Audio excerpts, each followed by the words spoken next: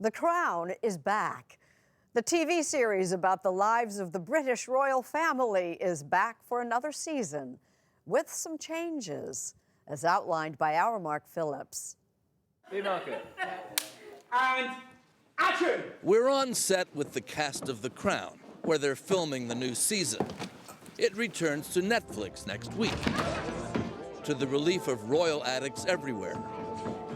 There you are. I've been looking for you everywhere. Where have you been? On the telephone, interviewing. It's July 1969, and the British royal family has gathered to do what the rest of the world was doing then: watch the launch of the Apollo 11 moonshot. This season, though, they've done something you're not supposed to do with a successful show. They've changed the cast. It's extraordinary. Extraordinary. What men, what courage. That's Prince Philip over there. No, wait. Not now. Wasn't that Prince Philip? What's that? And that's Queen Elizabeth. Hold on. Wasn't that Queen Elizabeth?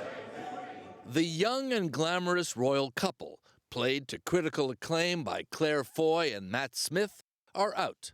The more mature Olivia Colman and Tobias Menzies are in. Time marches on, even for royalty. Well, this is palace life. Series creator and writer Peter Morgan Definitely the servant's entrance. showed us around the main set on the Elstree studio lot outside This London. might be familiar from some of the scenes. It's an imagined recreation of the private family quarters of Buckingham Palace, and it's been a pretty good investment.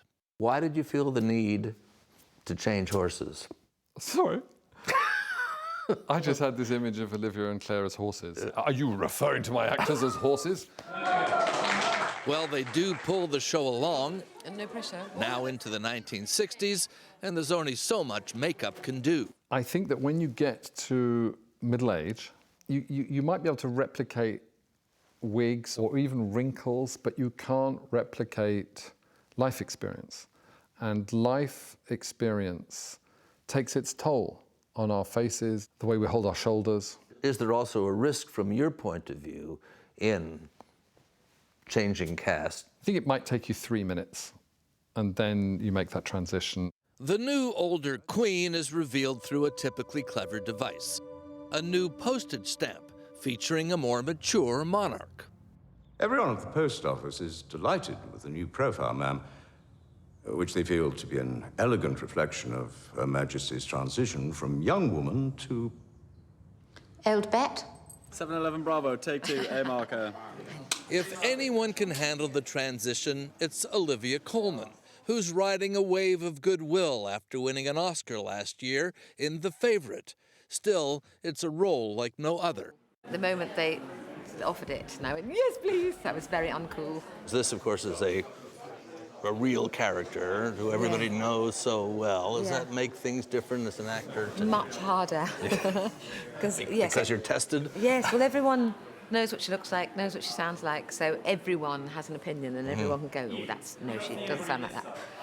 So I'm trying not to think about it. Thanks.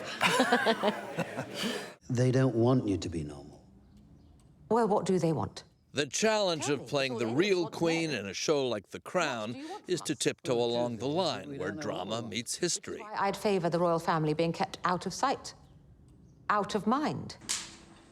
As to what the family thinks of this very public, dramatized version of their lives, Do they react? Do you hear from them? Oh, that's not the way it happened. Look, anecdotally, you hear things, and I've made a habit of not believing a word I'm told. The only conversation I would trust would be one like this in a private audience with the Queen. And since that's never going to happen, I really don't worry about it. Would you like it to happen?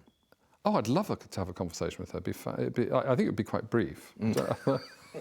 Anything you can be, I can be greater. Sooner or later, I'm greater than you. among the other changes, Helena Bonham Carter got over her initial reluctance to play the Queen's socialite sister, Margaret. I didn't expect to like it, so before I actually sat down and watched it, before I was involved, I thought, what is this and how's this going to work? And then as soon as you watch it, it's so absorbing, and I was completely won over. I think it's because it is just about a family, ultimately, in extraordinary circumstances. So it's just... But not just any family. No, in extraordinary circumstances, definitely. Life on the set of a successful show can be fun, and The Crown has been a monster global hit, extended by Netflix for at least 2 more seasons. Do you have a theory as to why it's so popular? In the States? Yeah. No. I don't know. I suppose it's... I mean, any sort of royalty is fascinating, isn't it, in any country, because it's so far removed from what you or I know. So where will it end? Here's a hint. Taking this from the perspective of an American audience, could you end the story before the Diana thing? You could, but that would seem like an act of self-harm. And fiscal irresponsibility. Is there more nervousness on your part as to how the thing will be accepted? I'm habitually nervous. I spend my whole time watching through cracks and fearing, yeah. So I'm nervous. Are you satisfied? I'm miserable. Oh, good. Our work is done.